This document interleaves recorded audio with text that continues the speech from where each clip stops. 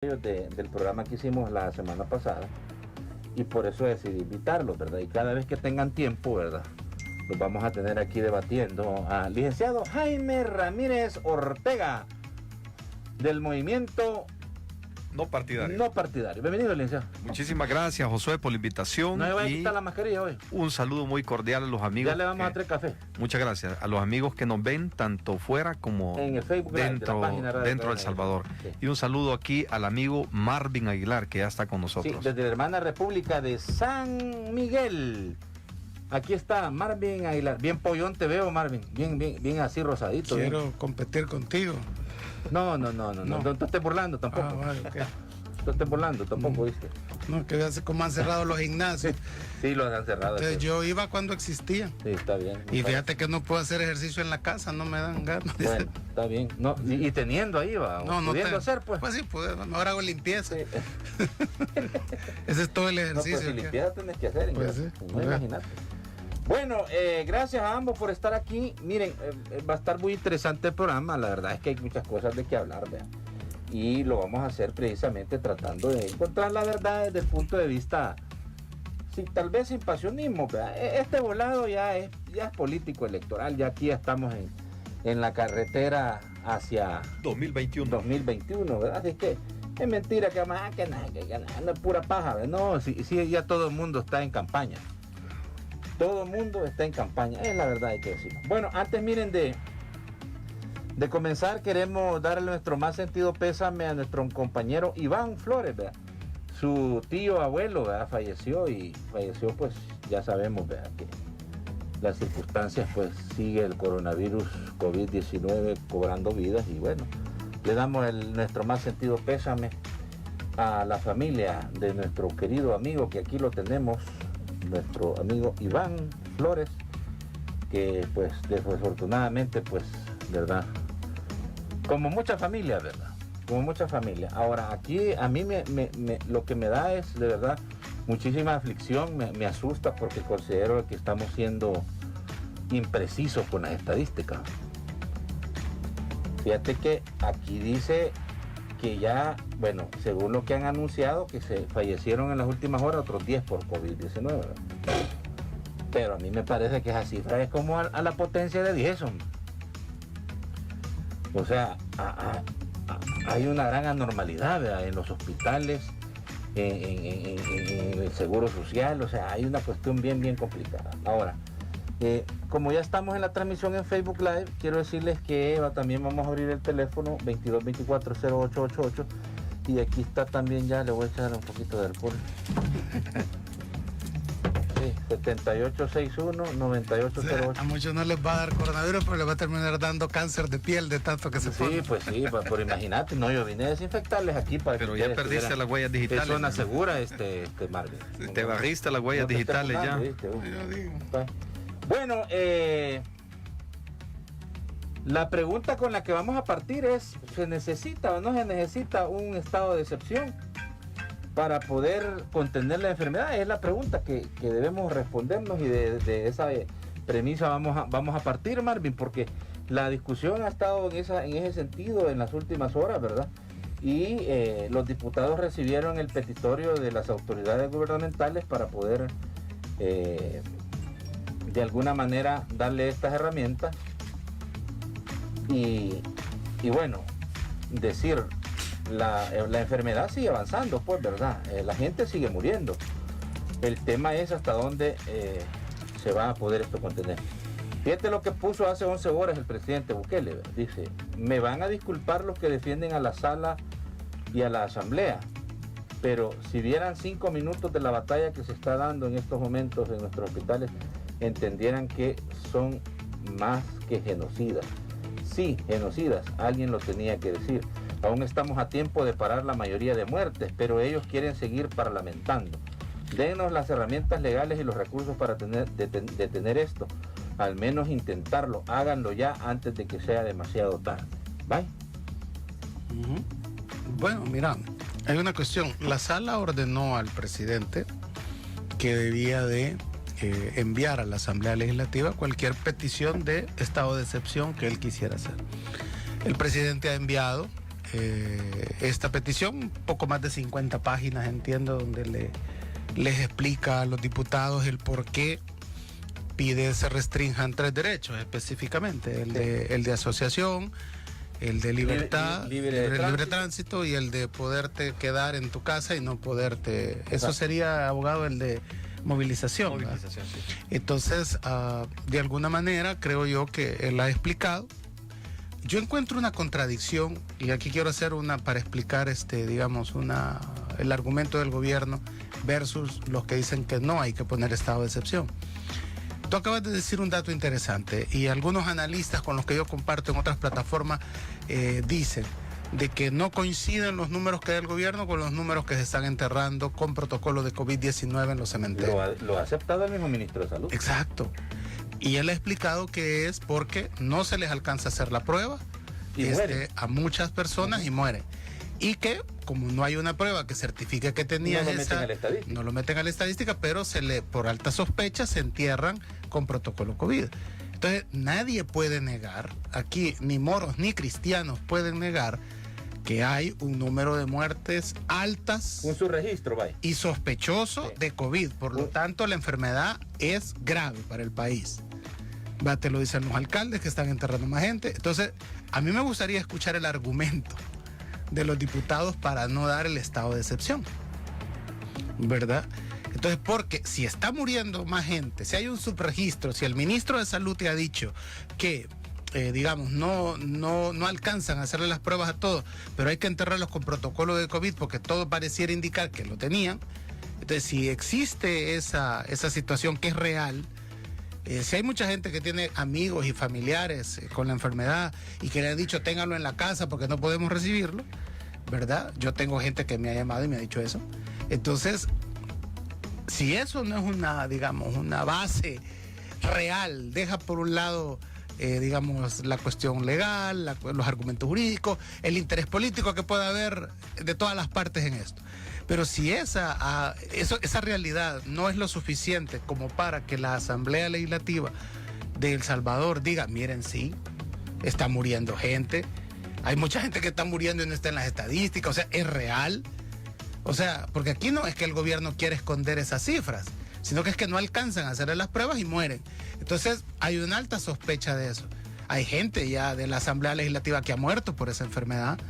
Entonces, si ellos no contraargumentan, van a haber estado violando la sentencia de la sala que dijo, el presidente tiene que justificar por qué quiere el estado de excepción y la Asamblea Legislativa tiene que justificar por qué no se lo da o por qué se lo da, para que eso no sea inconstitucional. Entonces, si las muertes, la salud de la gente no es lo suficientemente grave en este momento, quizás habrá que esperar llegar a niveles como los de Ecuador, donde, ¿verdad?, la gente caía en las calles, pero caían 500, ¿verdad? Entonces en las calles, para que comprendamos primero que hay que cuidarse, punto 1, ya de parte de nosotros, punto 2, que la Asamblea tiene que dar, digamos, este estado de excepción, llegar a un acuerdo con el gobierno, cómo es que lo van a dar, ¿verdad? Que digamos, qué derechos o en qué intensidad se van a regular, ¿verdad? Y por el tiempo, porque a finales de junio vamos a estar viendo los casos que se han dado con esta salida o desescalada que comenzamos la semana pasada. Entonces todavía esos casos de esto, que no había ley, que todo el mundo salió, o que todo el mundo puede salir, no los hemos visto, porque hay que esperar todavía un periodo de incubación de la enfermedad, y se supone que a finales de mes podría haber un repunte todavía mucho más grave del que estamos. Entonces podría colapsar el sistema sanitario. No, yo creo que va a ser seguro. Claro.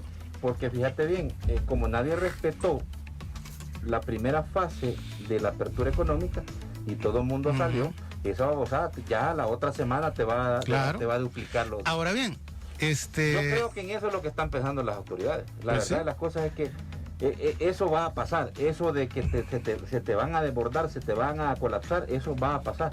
Y en eso es lo que estaban viendo. O sea, que en ese momento en que esta babosada se desborde, todo el mundo esté encerrado, 15 días, pero ahí como... Entonces, digo yo, va a haber que esperar quizás llegar a esos niveles digamos, de degradación de la salud, para que entonces sí la Asamblea apruebe un estado de excepción, porque quedó claro ya, y al parecer el presidente tiene claro, que mientras no hay un estado de excepción, él no puede implementar, ninguna medida. Y que lo tiene que autorizar la Asamblea Legislativa. Y aquí tenemos un problema. El gobierno, ¿por qué quiere otra cuarentena o por qué quiere controlar el movimiento de las personas? Porque el vector de contagio, decía el presidente Bukele, es el ser humano. O sea, yo soy el que te lo puedo pasar a ti, tú se lo puedes pasar a Jaime y nosotros lo podemos pasar aquí al compañero. Entonces hay que controlarnos a nosotros para evitar que nos contagiemos. O sea, el vector de contagio es el ser humano, por lo tanto hay que restringir la libertad de movimiento, de asociación, del vector de contagio que es el ser humano. Ese es el argumento lógico que me parece científico, que es normal para hacerlo. Y ya comprobamos que si dejamos a libre albedrío el hacer o no la cuarentena, sí, pues hay mucha gente que primero que no tiene nada que salir a hacer a la calle y sale. Y es comprensible, el encierro es de alguna manera también una degradación del ser humano, pues pueden haber otros efectos si no salís. El estrés que sufren los niños porque no pueden salir de la casa, por ejemplo, yo entiendo eso. Luego hay gente que dice que sale porque si no trabaja no come. Pero esta gente también, cuando tú la ves, no guarda las medidas de seguridad, no han entendido eso. O sea, yo he ido en San Miguel, por ejemplo, al mercado y todo eso, he pasado viendo y hay mucha gente que tiene, por ejemplo, el barbijo lo tiene bajo la quijada. Sí, es más un collar que una cuestión de tenerlo, ¿va? Entonces, la gente en las colas, si ustedes se han fijado, está junta en el supermercado. Llega un momento en que se juntan, ¿verdad? No existe como esa medida del distanciamiento social, que es bien importante para eso.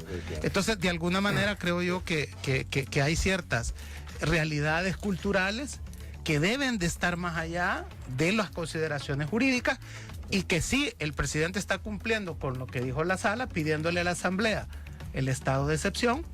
Y es lamentable que Arena y el FMLN y el PDC hayan adelantado posición diciendo que no van a votar por eso. Entonces, pero tendrán que justificarlo primero en la resolución, ¿por qué no? Y segundo, yo sigo sin escuchar a Arena y al FMLN cuáles son las medidas alternas.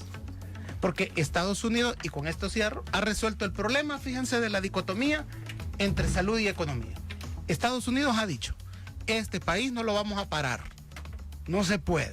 Esto es un monstruo económico y aquí si nos detenemos se hunde. No. Entonces nosotros lo que vamos a hacer, ha hecho Estados Unidos, es asumir el costo de las vidas. Si es cierto, van a morir 250,000.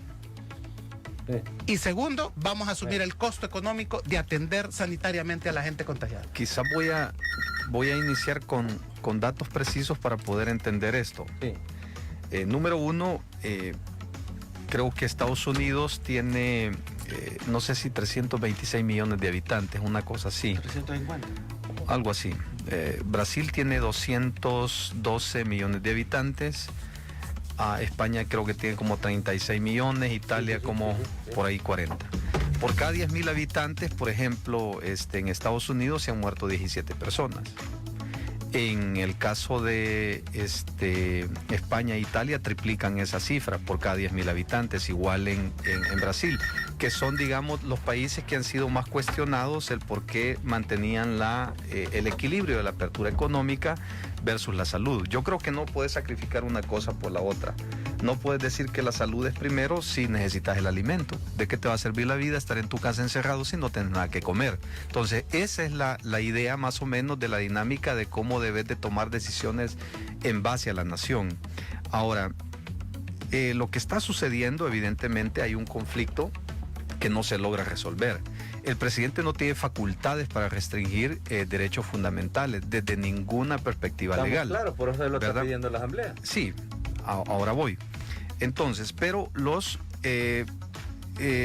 decretos que ha estado emitiendo, aunque no tiene esas facultades, los ha estado implementando. Es decir, que hemos estado 90 días con decretos así, restringida tu libertad. Pero por el contrario, nunca se ha presentado un plan de reapertura económica. Es decir, pudo haberse tomado este plan que a mí me parecía un plan muy, muy excelente, presentado por una casa de estudios creo que es el INCAE, si no me equivoco, y la ESEN Pero creo que... el que usó el gobierno. Sí, que por El cierto... gobierno lo sí, mandó a la Asamblea Legislativa. solo déjame terminar. Entonces, lo que tiene que ver es que este proyecto, aunque se lo dieron estas casas de estudio, nunca lo quiso implementar. Lo viene a implementar hasta este tiempo. Ahora, la gran pregunta que tenemos que hacernos los salvadoreños es cómo lidiar con esta situación, número uno. Número dos, la economía no sé si lo aguante. Hay muchas familias que están...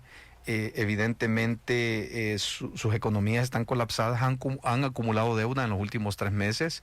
No solamente van a tener que hacerle frente a todas las facturas que tienen acumuladas, sino que tienen que hacerle frente al tema de la sobrevivencia, cómo sobreviven. Ahora, lo que sí yo creo estratégicamente, con una base científica, pues el presidente puede decir lo que él estime conveniente, pero quien nos tiene que dar, digamos, un dato científico o perspectivas científicas de cómo abordar esto serían las personas que tienen la experiencia en este tema, como los infectólogos, por ejemplo, que son los que conocen cómo se desarrolla este tipo de enfermedades. Pero hasta este momento yo no he visto que el presidente ponga desde Casa Presidencial a un infectólogo que nos diga cómo podemos prevenir todo este tema. Si te das cuenta, siempre el presidente es el que sale hablando. O el ministro de Salud. O el ministro de Salud. Pero entonces necesitamos personas que el presidente las pueda vincular o hacer una mesa técnica, como estaba diciendo, no sé si unos médicos, una mesa técnica para poderle dar viabilidad a esta situación. Pero por otro lado, este decreto o todos los decretos que sacó el presidente que han sido declarados inconstitucionales, traen un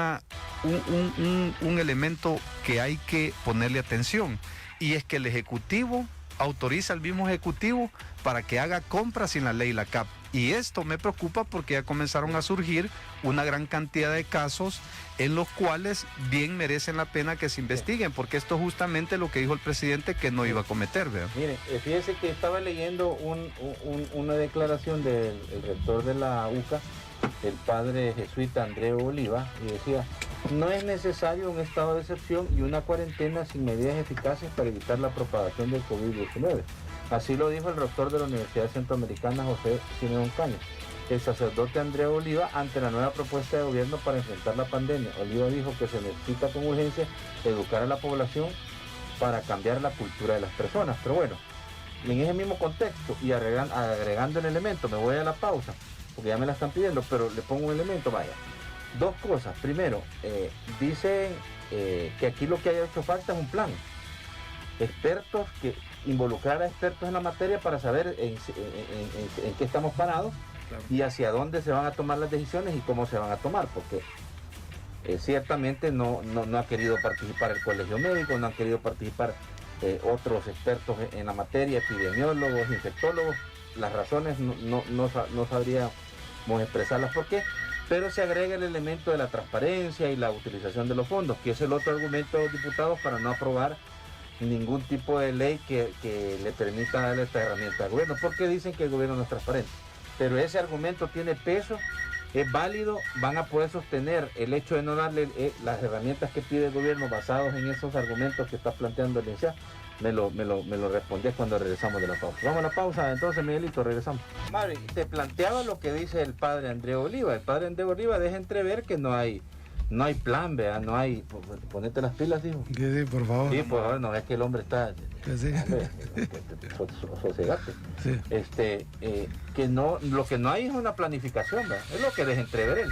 Y dice, no se necesita un estado de excepción.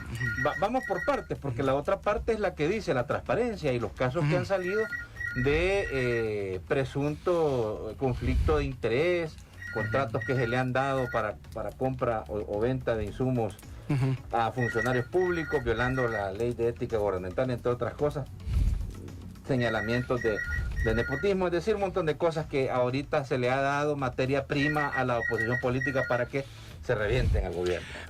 Hay 2 ejemplos que es bueno analizarlos al momento de entender cómo se ha manejado la pandemia a nivel mundial, y uno es Taiwán y el otro es Vietnam, por ejemplo, ¿no?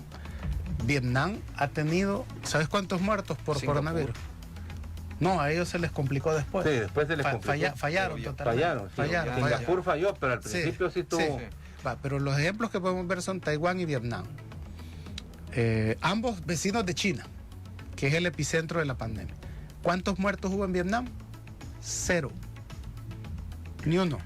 Y hubieron casos que no pasaron de 300. Incluso la situación económica ha beneficiado a Vietnam de la pandemia. Va a salir favorecido económicamente. Eso tiene unas características bien particulares, porque a Vietnam le funcionó así, le fue así. Pero no olvidemos que ahí es una dictadura comunista.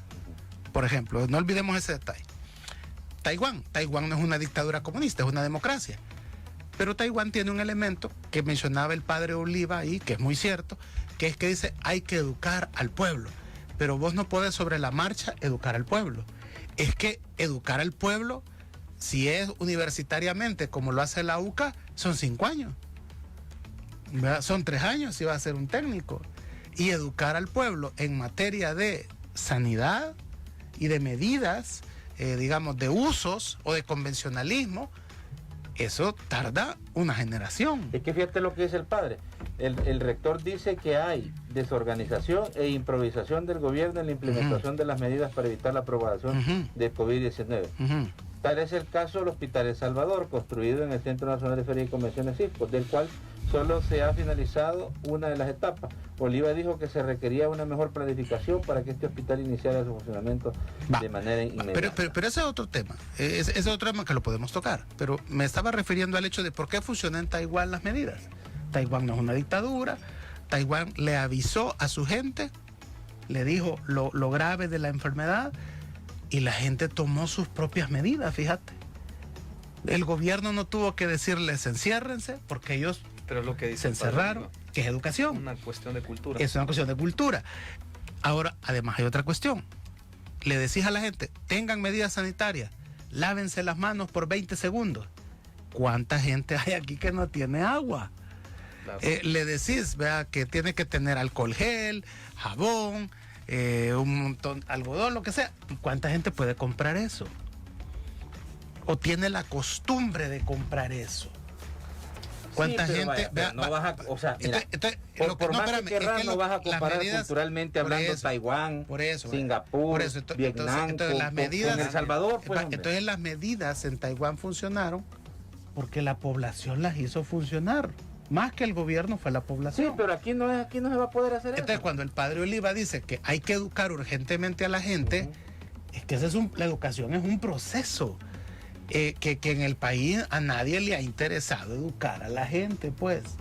En El Salvador lo que han hecho es analfabetos funcionales. Gente que sabe leer y escribir, pero que sirve para gastar y que sirva para trabajar por bajos salarios. Eso es lo que ha pasado en este país. Entonces, cuando él dice que hay improvisación, es que mira, es que tú no has querido entrar a un centro comercial aquí en San Salvador. O sea, es complicado. Hasta los mismos vigilantes no saben a veces orientarte si está abierto un lugar y hay como una desconfianza, como que llevas una bomba al centro comercial. O sea, la empresa Tigo va teniendo problemas para explicarte por qué te sale la factura. O sea, es decir, es que nadie estaba preparado para una situación como esta.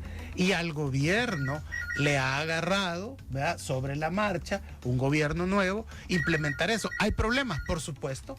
No todo está 100% perfecto, pero tampoco puedes decir que todo es malo. Cuando nos comparás cómo los países han enfrentado digamos, la pandemia. El Salvador tiene una realidad económica. El Salvador no puede decir lo que dijo Estados Unidos. Vamos a asumir los costos económicos y vamos a asumir las muertes. Pero aquí el país no se para. Y ahí va Trump a hacer, bueno, ustedes conocen a Trump, ahí va a hacer una cumbre, quería hacer la cumbre del G7 ahí en Washington, ¿verdad? Es más, va a ser la cumbre del G7 en Washington. Él anda en cumbres, él anda en campaña, ¿verdad? Entonces, sí. Y tenemos que entender que si no podemos asumir el costo económico, porque al final nos va a tocar a todos, ¿va? El costo económico de los muertos, el costo económico de que se desborde el sistema de salud, entonces tenemos que enfrentar, o lo detenemos con el vector humano, que es el que contagia, o decimos, perfecto, no hay necesidad de cuarentena. Fíjate pero ¿quién va a asumir el costo económico del tema salud y los muertos. Fíjate que lo que dice Marvin es correcto, en el sentido de que no puedes educar a toda una población en el término de 30 días, 60 días. Eso o tengámoslo, en la marcha, tengámoslo claro. O sea, ¿cómo? Tengámoslo claro, Sí, porque claro. los salvadoreños somos tercos y somos imagínate necios. cómo se descubrió el primer caso aquí. Un Vivian que entró por la frontera De Guatemala, sí. Punto por el punto ciego. Pero- Así fue el primer caso, ¿o no? Pues, Pero aclaremos esto de ahí también, otra ¿verdad? señora Viviana que se cruzó todo el país porque dijo de que tenía un chero en migración y que ella era la zancachimbona y que y por allá la fueron a agarrar por Cabañas. Y espérame, pasó... Jaime, tú eres un hombre, solo tú eres un hombre de fe, ¿verdad? Entiendo. Claro, claro. ¿Recuerdas cuando Moisés sube al monte Sinaí y baja y hay a los israelitas en una francachela? ¿Va? Bebiendo y bailando, Se enojó, ¿verdad? sí. ¿Qué tuvo que hacer, Jaime? Quebró las tablas, ¿verdad? Pero ¿y después? Bueno, procedió con los que se habían Fuerte, revelado, ¿va? ¿no? Sí, fuerte. No vamos a entrar en detalles, ¿va? Claro. Pero procedió fuerte. Procedieron, sí, ahí se dividió una buena parte. ¿Va? Entonces, Ahora- o sea, sobre la marcha, Ahora, sobre el desierto, sobre 40 años vagando en el desierto, era bien difícil Sí. educar a un pueblo que había sido esclavo en Egipto. 430 años, ¿verdad? como Es difícil esclavo de cambiar, Egipto, ¿va? es difícil cambiar Exacto. digamos, la cultura de una gente en 30 días, 15 días, no lo vas a hacer. Claro. Entonces, yo estoy Ahora, de acuerdo que la educación es importante, pero es pero difícil. ahora hay que aclarar algo. ¿va? Todos los gobiernos han pasado crisis, todos, sin conocer las consecuencias. Hemos vivido los terremotos de 1986, el terremoto del 2001 y todos los desastres naturales que han venido, como los aluviones que han afectado El Salvador. Y claro, ningún presidente estaba preparado para ese, ni como el presidente actual está preparado para ello. Entonces, como no estábamos preparados, entonces por eso es importante crear, digamos, un comité de personas que puedan coadyuvar en este tema, aún aquellos que disienten con el presidente. El asunto es que yo no he visto de parte del señor presidente esa disposición de querer crear un comité de personas que contribuyan a este tema de las diferentes disciplinas en El Salvador. Eso hubiera sido interesante y podría, insisto, en estos momentos ser interesante. Ahora, hay que analizar lo siguiente. Primero, ya sabemos dónde están los focos de contagio en El Salvador. Sabemos que San Salvador es uno de ellos, La Libertad es otro de ellos y no me recuerdo cuál es el otro departamento. Bien se podría crear como una especie de, cuarentenas focalizadas en cada uno de estos departamentos, como lo está haciendo Chile, por ejemplo. Que esto les ha dado una función bien interesante porque se han aislado esos sectores, se han aplicado las cuarentenas, se han restringido allí los derechos fundamentales en esos sectores a fin de contener la cuarentena en eso, a fin de contener, digamos, la epidemia o los contagios solamente en esas circunscripciones territoriales. Entonces, ¿por qué no se analiza eso? Porque tengamos claro algo, y esto no lo digo porque yo sea empresario, aunque sí vivo de mi trabajo como abogado, ¿verdad?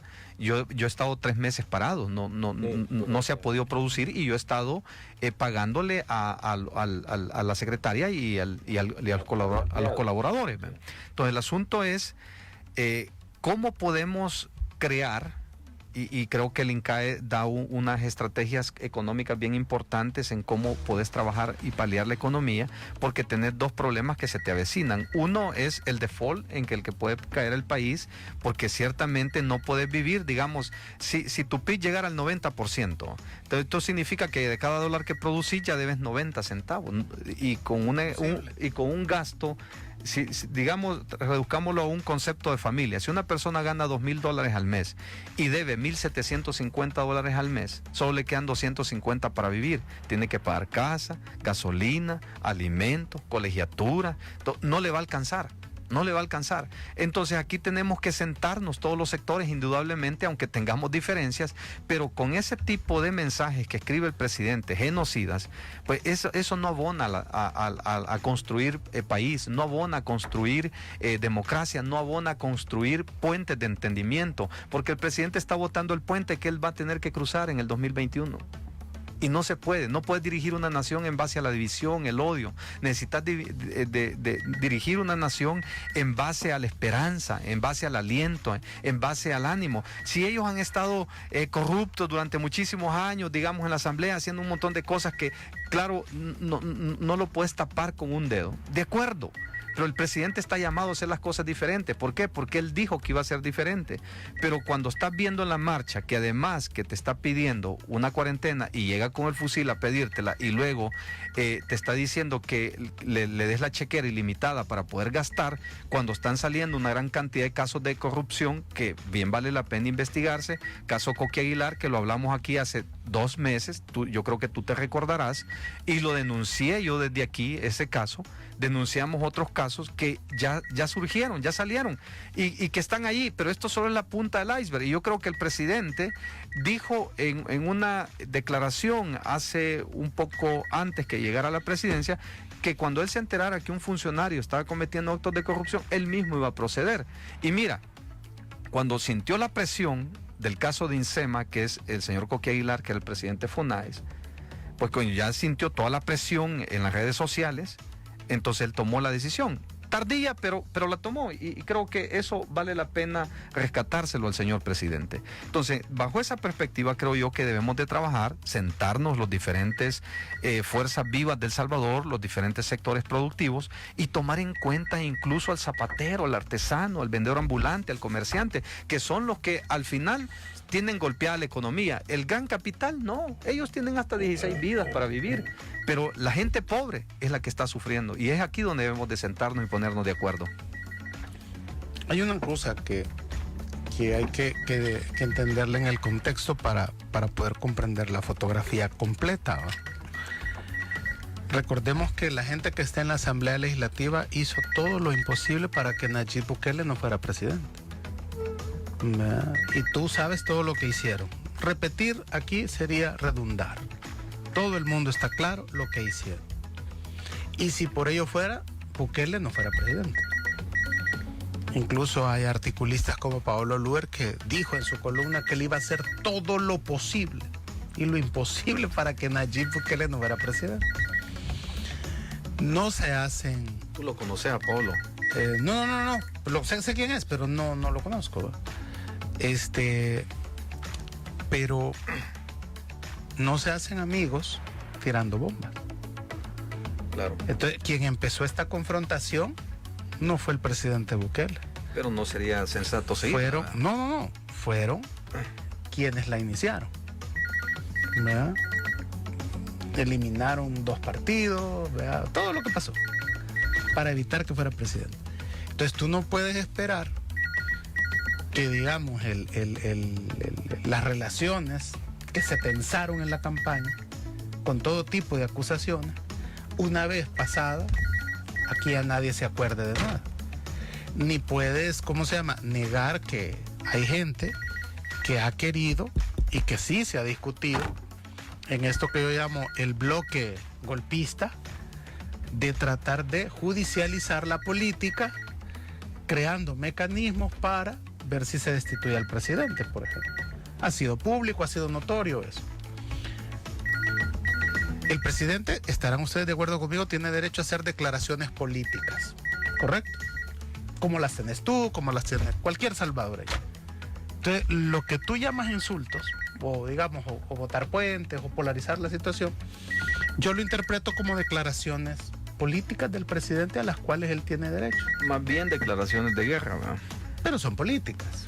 O sea, tú puedes ver que la pandemia a nivel mundial, y si quieres nos centramos en los países latinoamericanos, ha tensado la situación política. La ha tensado. En todos los países. Incluso fíjate en México, que López Obrador en la campaña dijo que él se iba a someter a un referéndum para que lo quitaran, ¿va? Se había hecho malas cosas a mitad de periodo. Ya la oposición está diciendo que ya en la elección del otro año, que es de Congreso, que se someta al referéndum, entonces, para ver si lo quitan, ¿va? Entonces, la situación se ha tensado.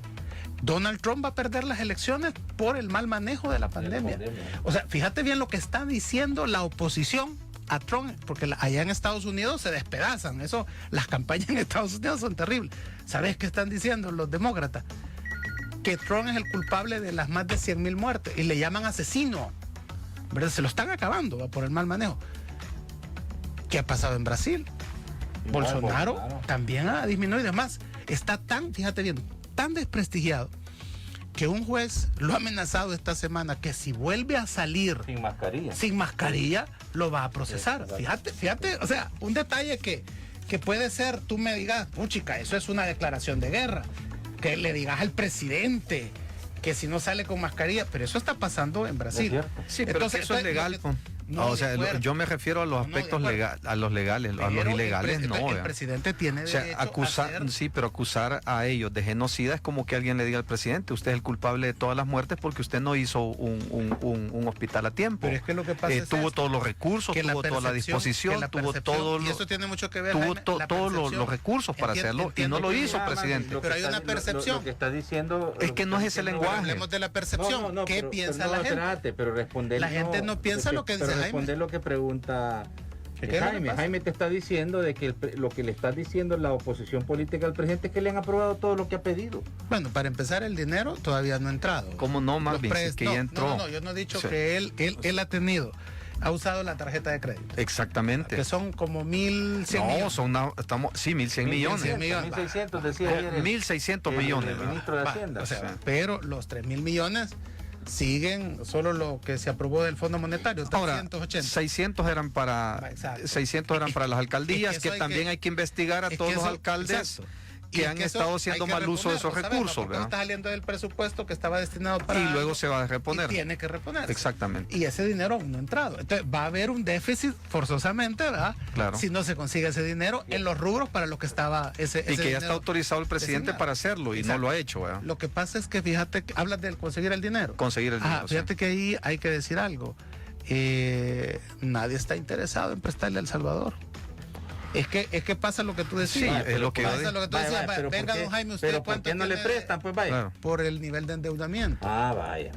Y no solo ese eso. nivel de endeudamiento, ojo, no es culpa del presidente no Bukele. Es el discurso que hemos escuchado de algunos funcionarios. Sí, pero no, lo que pasa es que esos son los organismos internacionales. Pero es que no solo eso, Marvin, es también el grado de conflicto que vive el país. Eso lo dice el BID. Lo dice el BID. Eso lo dice el BID, hermano. En realidad lo dice el BID también. Mira, a los bancos lo que les interesa, porque es con los bancos que estás hablando esto en el exterior, el BID es un banco. A estos bancos, fíjate, muy poco les ha interesado los niveles de corrupción para dar préstamos, porque si les interesaran los niveles de corrupción, a muchos gobiernos no les dieran préstamos.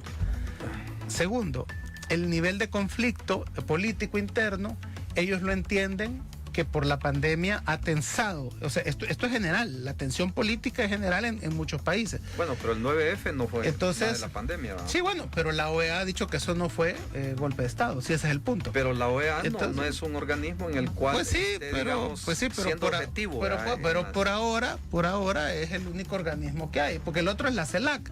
Y otros te dicen que la CELAC, pues sí, formó Chávez, entonces es malo, ¿va? Entonces no hay ni uno, pues, ¿va? Entonces, o sea, en ese sentido, pueda que no te guste la OEA, pero es lo que hay.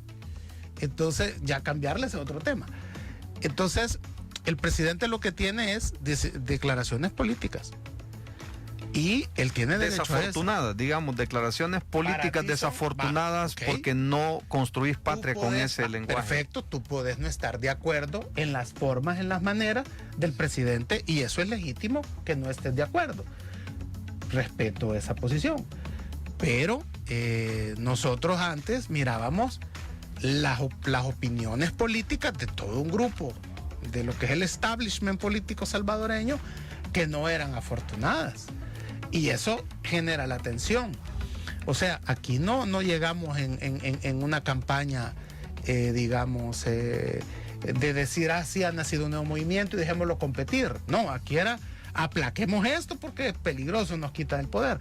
Entonces, las declaraciones políticas que hace el presidente van encaminadas a una respuesta disimulada, si tú quieres, y disfrazada de las élites políticas y de los grupos de interés que ven que el 28 de febrero van a perder el poder en la Asamblea Legislativa. Esa es, si tú quieres, el trasfondo de todo esto. El presidente sabe muy bien lo que ellos, digamos, sienten y hacen, porque van a perder el 28 de febrero y tienen miedo de eso. Y hay una cuestión, tú me podrás decir, hay un montón de cosas malas, perfecto, pero la percepción del pueblo, y esto está medido, es que el presidente está haciendo todo lo posible por cuidar la salud de los salvadoreños, fíjate, y hay un órgano del Estado, la Asamblea Legislativa, y otro órgano del Estado, el judicial, que están entorpeciendo la intención del presidente de cuidar la salud de los salvadoreños. Esa es la percepción de la mayoría. Hay un grupo. Entiendo que esa percepción puede ser un grupo, si tú quieres, de jurídicos, de académicos, que no lo ven así y que dicen, bueno, aquí con las resoluciones de la sala ha habido, dicen, una derrota jurídica para el presidente. Ha quedado demostrado que jurídicamente el presidente se ha equivocado. Pero políticamente el presidente tiene victorias. Ahora, muy significativas. Tal vez nada más aclarar, vean, algunas circunstancias. Primero, el presidente ha tenido todos los recursos, digamos, para poder inclinar a su favor el sentimiento popular del pueblo. Lo ha hecho por medio de las redes sociales, 22 millones de dólares en publicidad, que por cierto es una gran cantidad de dinero en el contexto de las necesidades que tiene El Salvador. Luego, el presidente ha tenido todos los recursos para poder implementar un buen hospital. Si querías hacer uno permanente, fabuloso. Y si querías hacer uno temporal que atendiera la pandemia, fabuloso. Pero ninguna de las dos cosas se dio. Y lo quiero decir con hechos concretos. El señor ministro de Obras Públicas dijo con claridad, el hospital, la primera fase la vamos a tener concluida, lo vamos a tener concluida en junio. Y el hospital de 3 pisos, dijo, lo vamos a tener en julio finalizado. Pasó la pandemia, pasó la cuarentena, pasó todos los estados de emergencia que quieras, pero el hospital no se abrió. Y esa es la realidad. Ante esa realidad no se puede decir nada. Estamos en junio, ¿no? En junio, sí. Entonces, ya lo inauguraron el domingo pasado. Pero no está operando. El hospital no está operando. Pero yo he visto fotos. No está operando. Pero están ingresando no está operando. Es que no tienen personal todavía.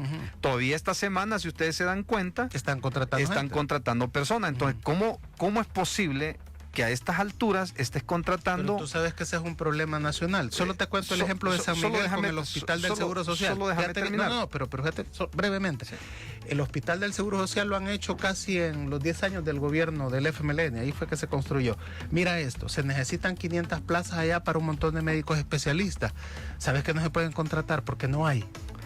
Es que ese es el asunto, a eso voy. Entonces, como las cosas se han hecho mal todo el tiempo, sí, claro, no por eso las vamos a hacer mal. Sobre todo teníamos una pandemia encima.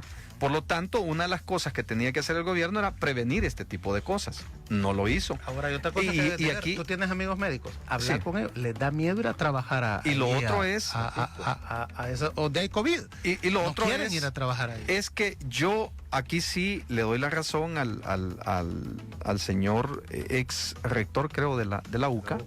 Es que sí se han improvisado demasiado. No se han hecho las cosas bien porque no se han tomado en consideración las personas doctas expertas en este tema. Y aquí es donde yo quiero... Si es que el gran personal médico capaz está en el Ministerio de Salud. Es que no solo está en la parte pública, también en la parte privada hay personas que el presidente pudo haberse apoyado. Sí, yo sé que está en el Ministerio de Salud y en el Seguro Social. Pero es que lo que me refiero es que para poder evitar las improvisaciones, bien pudiste haber creado un plan y convocar a las mejores mentes del Salvador para que te ayudaran en este tema, aún aquellos que disienten con él. ¿Cómo hizo Marco Aurelio para poder paliar la pandemia que era la peste antonina? ¿Cómo lo hizo? Mira, Marco Aurelio lo hizo de una manera estratégica. Primero tenía una gran cantidad que eran detractores de él, que lo querían hasta matar y lo terminaron matando al final. ¿Qué hizo para contener la peste antonina? Primero dijo, bueno, esta peste está aquí y tenemos que contenerla. Comenzó a trabajar estratégicamente con cada una de las personas, convocó a los mejores mentes, incluyendo aquellas que disentían con él, y creó todo un plan. Imagínate, un plan en Roma en aquel momento, increíble. Y luego, ¿qué hizo? Bueno, dijo, ¿con cuáles recursos disponemos? Estos tiene el Estado. Bien, yo pongo mis recursos personales, y utilizó sus recursos personales. ¿Y qué hizo con este dinero? Comenzar a invertir ese dinero en cada una de las localidades para contener tanto la pandemia, pero no descuidó la parte económica. Estas son ideas que hace más de 2000 años están ahí, que bien se pueden tomar en consideración, y creo que yo, en aras de crear un plan que vaya en beneficio de todos los salvadoreños, es importante hacer a un lado tus pensamientos o diferencias ideológicas y comenzar a trabajar con ellos. Pero yo he visto, y lo tengo que decir, al señor presidente, desde la perspectiva que se ha peleado con uno, se ha peleado con otro, y cualquiera que ha ido surgiendo se ha ido peleando, y luego dice son 1000 veces malditos, luego dice si usted viera en El Salvador, quemaran a esos políticos. Se está refiriendo a los diputados de la Asamblea Legislativa. Sí. Pero son funcionarios elegidos por el pueblo, al igual que él, tienen la misma investidura, constitucional. Que no pueden explicar su patrimonio personal. Pero solo déjame terminar. Que han recibido sobresueldos. Solo déjame terminar. Que han recibido maletines negros, Jaime. O sea, no los podés tratar con consideración. Solo déjame terminar. Se le dice ladrón. Solo déjame terminar la idea. Más allá que sea ladrón, más allá que sea sospechosamente delincuente, más allá de lo que sea, son personas que han sido elegidos constitucionalmente como fue elegido el presidente. Imagínate que le digan ahorita al presidente, usted es un gran ladrón porque ha permitido que todos estén robando ahí. A mí no me gustaría. Es una declaración política. Pero no me gustaría, y te voy a explicar. ¿O no? O que la gente lo perciba como cierto. Te voy a explicar por qué no es correcto. Le han dicho cosas peores al presidente Bukele. Te voy a decir por qué creo yo que. Decirle ladrón es lo más decente. Solo déjame terminar la idea. Yo creo que no podés conducirte por la vía de la violencia, sobre la vía del lenguaje violento. No podés hacerlo. Una nación no se dirige así. Una nación debes de entender que la vas a dirigir, y ahí están todos, aquellos que te caen bien, como los que te caen mal, como los que conspiran contigo, los que no conspiran contigo. Entonces, si ya conoces una nación y fuiste elegido para eso, se supone que ya conocías previamente los problemas. Por lo tanto, tenés que construir los puentes que te permitan gobernar. Y ese es mi objetivo. Vamos a la pausa. Miren, llegamos al punto que queríamos. Es que estamos en campaña.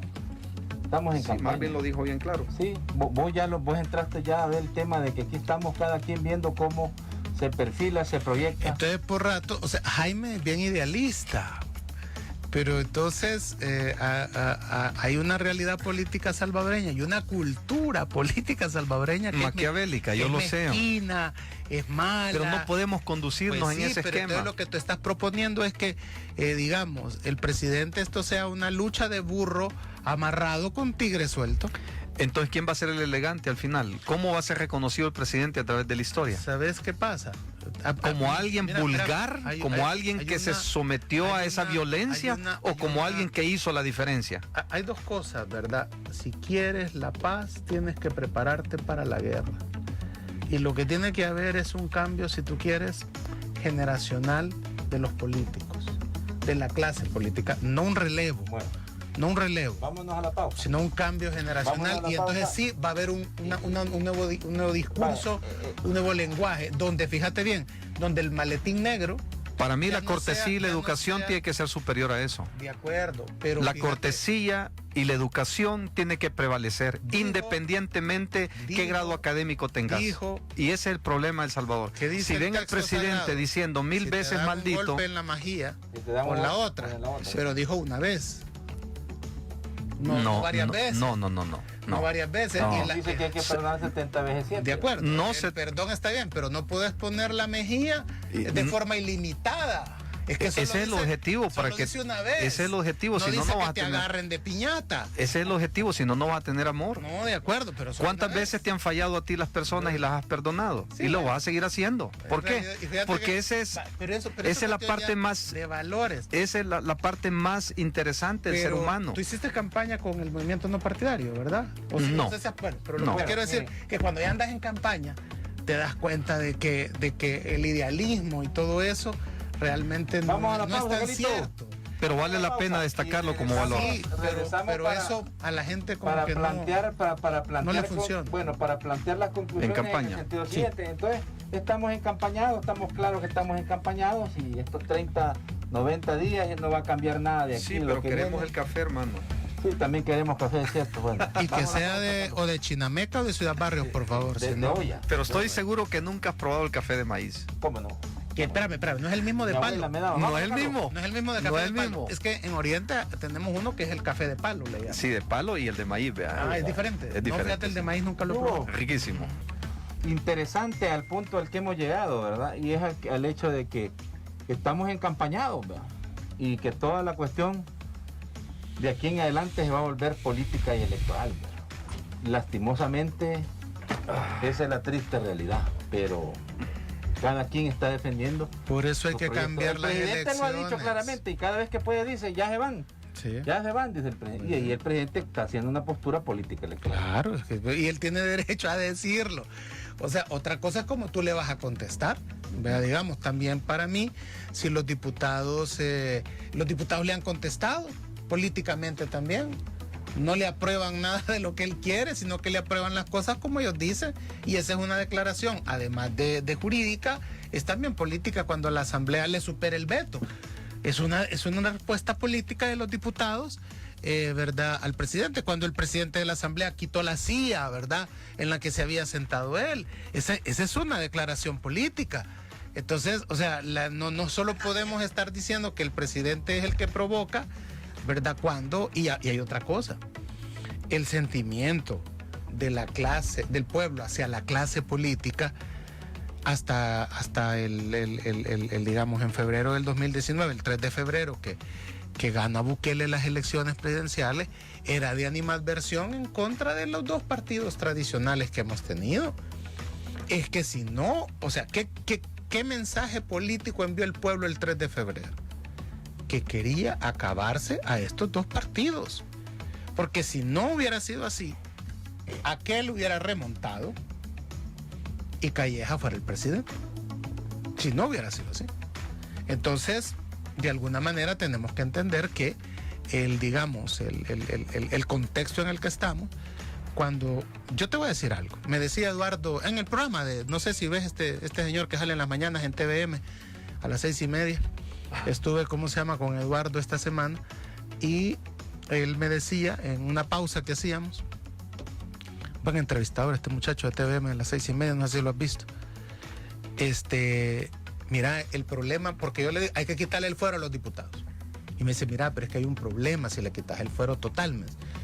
Porque a un político, por perseguirlo, digamos, por sus declaraciones políticas, que ahí sí tiene que haber fuero, lo pueden acusar de violar niñas, de drogadicto, por afectarlo políticamente.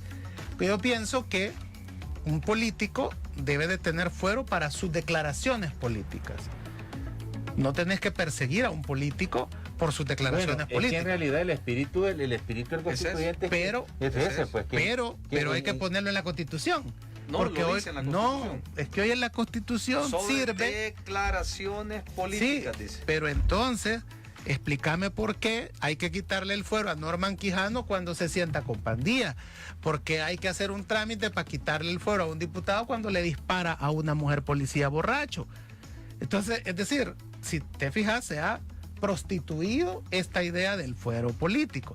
Entonces hay que poner a renglón seguido por sus declaraciones políticas en la Constitución que el diputado que cometa delitos comunes no necesita pasar por proceso de desafuero y el fiscal puede procesarlo directamente.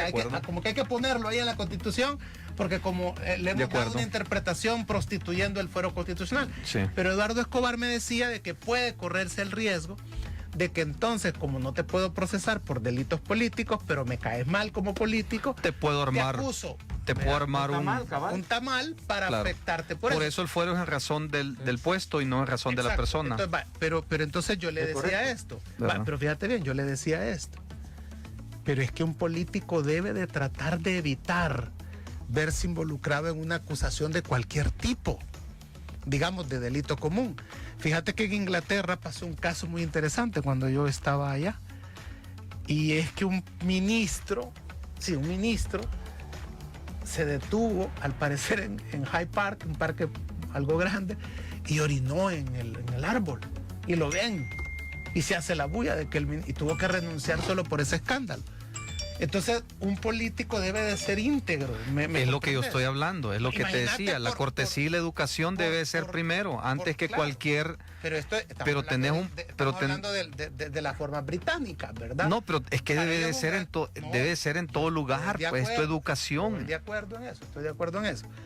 Entonces, vaya, pero para llegar nosotros a esos niveles donde un político, porque lo descubran, que está orinando en la calle, renuncia de su cargo porque es algo que no se debe de hacer. Entonces, pues nos falta mucho, ¿verdad? Digo yo, para tener como ese grado de ética, ¿verdad? Sí, te voy a poner 2 ejemplos ya que tocaste uno. En Japón, si un funcionario público tira un papel en la calle, por eso lo destituyen en Japón. ¿Tú te recuerdas hace unos años que Angela Merkel puso a su ministro de Justicia, creo, estaba defendiendo su tesis doctoral? Y cuando la estaba defendiendo le dice uno de los jueces, mire, y este párrafo es suyo, ¿me lo puede explicar? Y vino él y se lo comenzó a explicar. Sí, le dijo, es de mi autoría. Entonces viene el hombre, saca el maletín y saca su tesis. No, ese es de mi tesis doctoral, le dijo. Está reprobado, le dijo. Cuando Angela Merkel se dio cuenta de eso, inmediatamente lo destituyó por ese hecho. Por piratear. Ahora, el presidente creo que tiene una oportunidad de oro en estos momentos. Bien, por robarse las ideas de otros. Sí. Y en este país has notado que es bien común que le robes la idea al otro. Esto es normal en El Salvador. En El Salvador es normal. Ahora, el presidente tiene una oportunidad de oro en estos momentos sin que tenga la presión del pueblo que comience a destituir, por ejemplo, ahorita a la señora comisionada presidencial, que ya se descubrió que hay una gran red de nepotismo.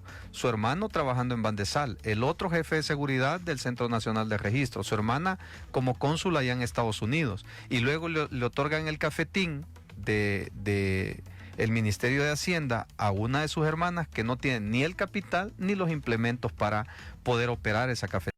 Luego vaya a hacer préstamo en el banco donde su hermano es gerente de fondos de inversiones. Entonces allí uno se queda como salvadoreño pensando, ¿y qué ocurrió aquí? Si esto fue lo que dijo el presidente que no iba a ocurrir. Esto fue lo que señaló el presidente y dijo, el dinero alcanza cuando nadie roba. Y devuelvan lo robado. Que me parecían a mí 2 eslogans bien interesantes, fíjate. Y por esos 2 eslogans ganaron. Ganaron por esos 2 eslogans. Ahora, al parecer, el dinero no les alcanza. 1. 2. Se están dando hechos en los cuales el presidente puede tomar el protagonismo y decir, miren, pues hombre, yo destituyo ahorita en un tuit, así como comenzó a destituir cuando entró a toda la red de nepotismo y el gran familión que había ahí, que por cierto yo le di toda la razón al presidente y dije, wow, el presidente me ha impresionado con esto, dije yo, pero hoy está al otro lado del río él. Y no quiere hacer lo que él hizo al inicio. Entonces aquí el presidente tiene que tomar una decisión para que todo este lastre no le vaya a llegar a todos los candidatos que con buena fe se están lanzando por el partido Nuevas Ideas, por ejemplo. Aquí es donde se tiene que tomar la decisión y decir, ¿en favor de quién estás? ¿En favor de lo correcto y de lo que dice la ley? ¿O estás en favor de las ilegalidades? Es un buen punto de inflexión que se debe analizar. Bueno, vamos a abrir el teléfono, ¿verdad? Para que la gente pueda opinar en el 22240888. Mira, fíjate que aquí está una señora en el WhatsApp que creo que es importante leer su opinión. WhatsApp te dice, buenos días, Natán, me encanta tu programa, solo quiero decirle a los invitados que están ahí que no se les olvide que el pueblo puso, el pueblo quitará. Yo era rojo, la familia de mi esposa era de arena. Hoy apoyamos al gobierno por su buen trabajo y todos los pobres estamos con él. Mi pregunta es, ¿qué le van a decir los diputados al pueblo? Hoy le decimos, nadie les cree. O sea, el hecho de que estemos en campaña y que cada funcionario va a tener que responder por sus actos. Pero, ¿a dónde va a estar la pasada de la factura? El 28 de febrero. Bro. ¿Y lo del café era broma o era... Sí, yo creo que sí. O sea, digo yo, este es un reclamo serio. Amigo Flores, lo designamos a usted ministro de café, ministro del café. Mira, yo voy a otra entrevista. Para el próximo sábado. Yo voy a otra entrevista en TVM en la mañana y me dan café. Aquí no me dan café. 22240888, caballeros. Para que podamos... lo que pasa es que hemos descolgado los teléfonos. Van a ir que se censura, va. Sí, hombre, pucha, le estamos diciendo a la gente que hable, pero están descolgados los teléfonos. Buenos días. Hola, buenas. Adelante, amigo. Sí, no, yo solo quería dar mi sentido respecto a la problemática que tenemos, hombre, que si yo decía que con otros 15 días de cuarentena que el virus se va a reducir, pienso yo que no, hombre. Si uno mismo puede tomar las medidas de precaución, digo yo. Gracias, esa es mi opinión. Vaya, gracias a ustedes. Buenos días, adelante. ¿Aló? Hola, hola. ¿Aló? Adelante, amigo. Buenos días. Dele. Tengo algunas observaciones del programa de hoy. Ajá. En primer lugar, Marvin no deja hablar mucho a Jaime, ¿verdad? Sino que lo interrumpe y no le deja hablar. Y segundo lugar, me da pena la expresión que dice Marvin, que cómo es posible que el presidente está actuando bien en sus declaraciones políticas, en los mensajes políticos. Si un presidente tiene que ser una persona que realmente mantenga la ecuanimidad en el gobierno, y para eso le dijeron presidente. Él tiene que ser un estadista, no estar, como dice Marvin, es que venía en los tiempos que no lo dejaban ser presidente, pero el presidente ya no es el mismo Nayib, es el presidente de la República y como tal tiene que comportarse con la investidura que tiene, Muy bien, ¿verdad? Gracias. Eso. Gracias. Bueno, en el proceso de... ¿No llamado? Va, buen día. ¿Aló? Adelante. Mire, quisiera dar mi comentario, ¿verdad? Ajá, Mire, referente al nepotismo que ustedes están hablando ahí, ajá. yo considero que mientras, aunque sea hermano o la mamá del presidente, pero mientras trabajen, no importa quién sea, porque recuerden ustedes de que los que tenían el frente trabajando en el gobierno, los que tenían de arena trabajando en el gobierno, estos eran un atajo de haraganes. Esta porquería de gente sí no la queremos, pero mientras llegue gente que trabaje con nuestro presidente Nayib Bukele, que los dejen, porque estos sí trabajan. No esta gente que pusieron los de arena y de frente ganando más de 20,000, 3,000, 5,000, 8,000 dólares en el gobierno, y el que tenían en los Estados Unidos ganando 20,000 dólares. Pónganse a pensar ustedes si ese no era robo. Pero los que tiene nuestro gobierno ahorita, los que están trabajando, estos sí trabajan de verdad. Estos sí los queremos y esto, aunque sea nepotismo, pero trabajan, Aunque señores. sea nepotismo. Hablemos las cosas claras como son, como ustedes dicen. Y esto está funcionando en nuestro país y en otros países del mundo encomian a nuestro presidente. ¿Por qué? Porque este sí está trabajando para el pueblo, no para el montón de ladrones de muchos de las asambleas que tenía el Frente y Arena. Este es mi comentario. Bueno, recibamos otro grupo de llamados y vamos a ir a conclusiones. Buenos días. ¿Aló? Ajá, amigo. Muy buenas. Quiero participar. Ya está al aire. Felicitaciones al varón Jaime, pues se mira que es una persona bien equilibrada y sabia para hablar, pero quiero hacer una observación a su invitado, don Marvin, que muestra poca cultura de educación y de ética, pues los tiempos no los equilibra y abusivamente se le mete al varón Jaime. Y usted, don Datán, lo que yo le quiero hacer una sugerencia, que sea ecuánime, que si usted está de moderador, sepa equilibrar los tiempos, pues es una tribuna donde usted va a llevar a personas que se van a expresar de diferente forma, pero que no sean los dados cargados. ¿Por qué? Porque yo me he fijado que cuando personas, yo soy apolítico, yo no voy ni con uno ni con otro, pero no me dejo dar a todo con el dedo. Tanto robaron los políticos antiguos como este, pero cuando llega una persona que habla en contra del presidente, pareciera ser, dice el señor Datán, que se le salen las plumas de que usted es golondrino. Así que sea más profesional y sepa dar los tiempos para que gente abusiva, que no respeta cuando otro esté hablando, no haga eso. Y por lo demás, tenga muy buenos días. Vaya, lo dejamos hablar, pues vea, ¿qué más podemos hacer?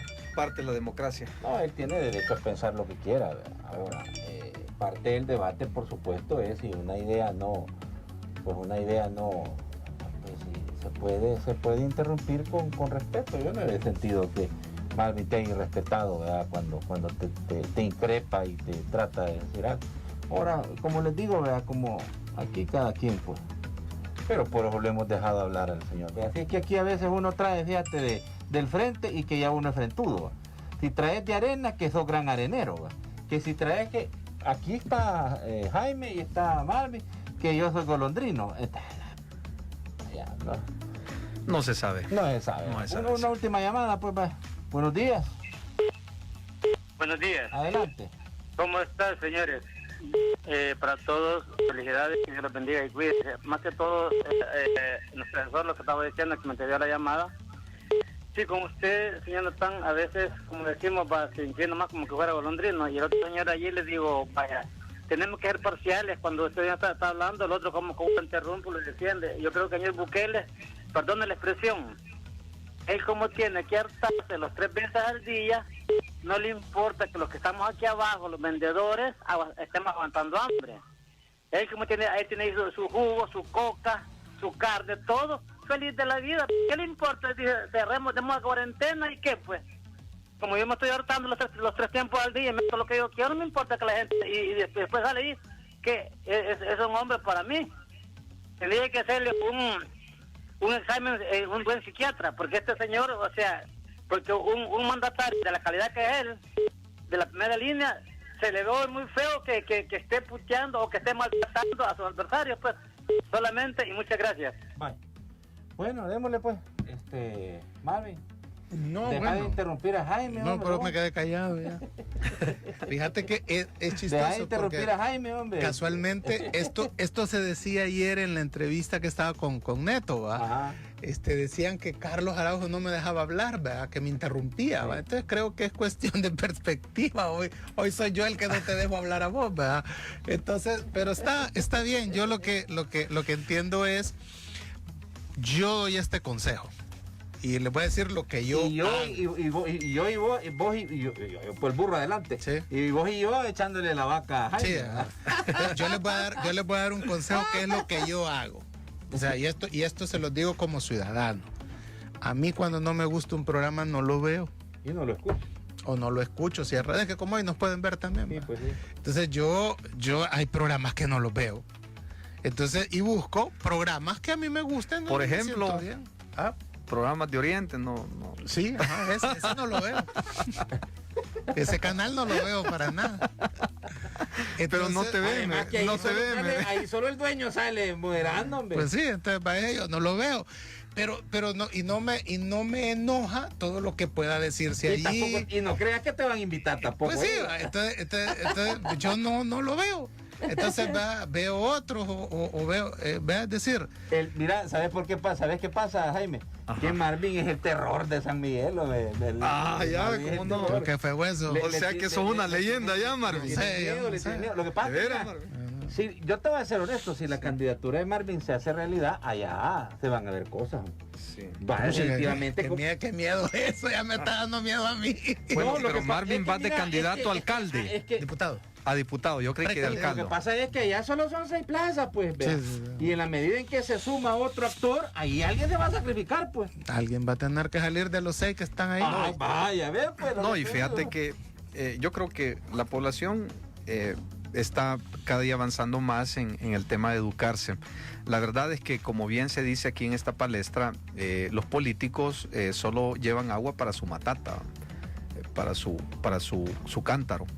Entonces ellos solo pintan lo que quieren pintar, informan lo que quieren informar, y en base a esa información es que las personas deciden, eligen. Y es lamentable porque a veces elegimos con desinformación, pero qué bueno que se sigan expresando las opiniones de los salvadoreños, porque esto es lo que construye patria, porque esa es la democracia, la pluralidad de ideas que existen en El Salvador. Ahora, nada más hacer una acotación. El señor que hablaba y decía, bueno, no importa que esté ahí fulano, mengano, que son parientes del presidente o parientes del otro, con solo que trabajen es suficiente. Es que la ley no inhibe esa parte. La ley lo que inhibe es la parte del parentesco. Y eso debe quedar bien claro. Ahora, ¿qué significa? Que yo como funcionario, si algún hermano mío quiere entrar al gobierno, pues por regla yo diría que no debería ser así. ¿Por qué? Porque uno en la familia que trabaja es suficiente. Y los demás tienen que preocuparse por hacer su vida en la parte privada, que no es fácil, como muchos salvadoreños salen a ganarse la vida diario, que por cierto, algunos viven con $5 diarios que tienen que sacar adelante a su familia, o menos.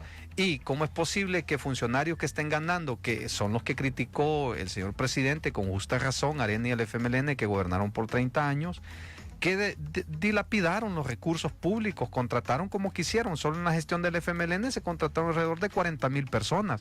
O sea, era una fábrica de empleo, pues, completamente. Pero hoy tenés empleados que dijeron que no, que el dinero alcanza cuando nadie roba, y luego dicen, no, mi plaza es ad honorem, y hoy sale que ganan dinero, y ganan, por cierto, una buena cantidad. Eso es lo que no está bien, pues, lo que la gente no ve bien. La ley dice que no se debe contratar a alguien o incidir a contratar a alguien que es tu pariente. Eso es lo que te inhibe la ley. Independientemente de quién esté en el poder, así debe mantenerse la ley. Porque eso es lo que dice. Ok, Marvin. Bueno, hay una cosa que se llama sesgo de confirmación, que nosotros la estudiamos en antropología. El sesgo de confirmación es muy común en el país, y es que a mí me gusta oír a la gente que piensa como yo.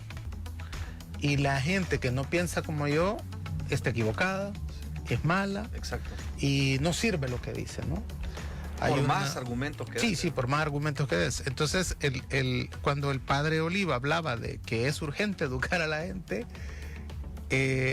también tiene mucho que ver en esto que se conoce como cultura política o escuela política, ¿va? Sí. El salvadoreño necesita mucho de eso porque nunca se ha interesado nadie en educarlos políticamente.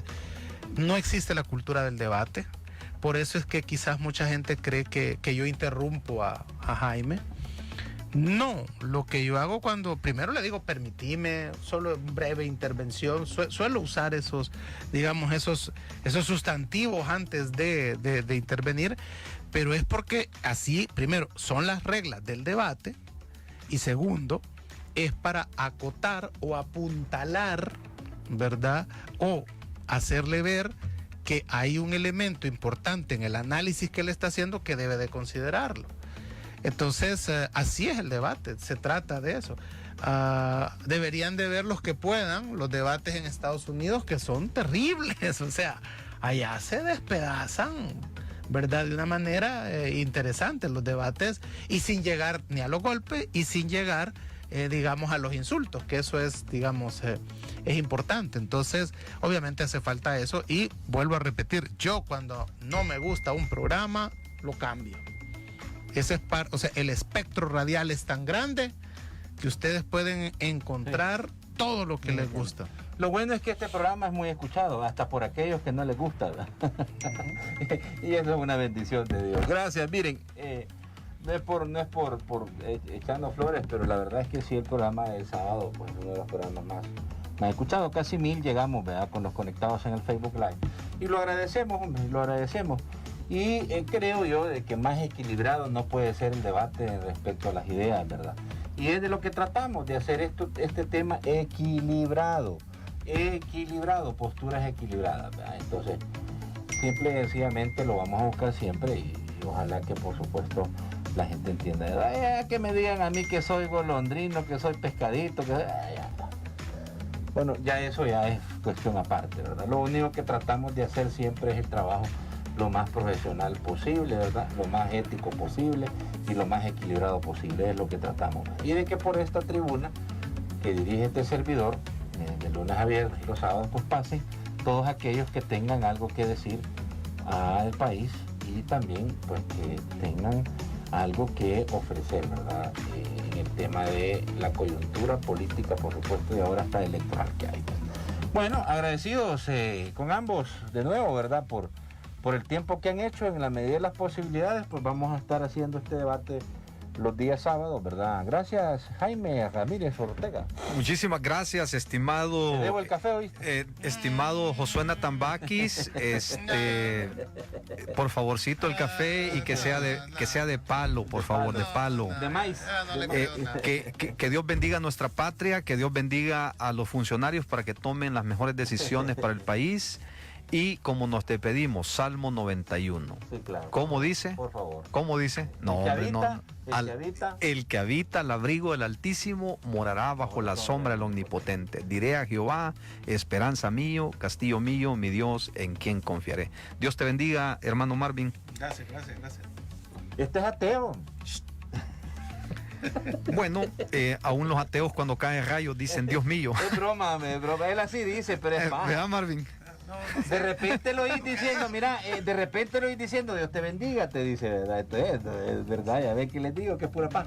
Bueno, gracias, Marvin. No, como dice, había un cineasta, Luis Buñuel, que decía, bueno, yo gracias a Dios soy ateo, decía. Entonces, Gracias. Sí. bueno, un gusto haber estado contigo, ¿verdad? En este programa siempre es un gusto. Esperaré si puedo estar el próximo sábado. Porque, Sí, en la ¿verdad? medida de lo Porque- posible, en la que, medida de lo posible, que porque podamos es- hacer el programa, ya de antemano se les queda la invitación para poder seguir analizando la coyuntura, ¿verdad? Así que nos vemos el próximo sábado. Hay que ir viendo también cómo va avanzando los casos de contagio, sí, ¿verdad? sí, Porque si no va a haber que, Claro. Vamos a ver. que volver Y por favor, al confinamiento. por favor. No haya que haya una ley o no la haya. Por favor, salvadoreños, guarden el La verdad que distanciamiento. Por eso los dos, ¿verdad? Por Mira. otro y distanciaditos, ¿verdad? No, y decirle a los Nos vemos el próximo salvadoreños sábado, Marvin, gracias. Nos vemos que el próximo guarden sábado, el Marvin. distanciamiento, guarden el Gracias, Nos distanciamiento. vemos el próximo sábado, gracias. Aquí mismo, en la poderosa YSKL. Nos vamos, lunes. Estamos aquí con ustedes, 2, 3 de la tarde. Apórtense bien, que nada les cuesta, ¿verdad? Y bien.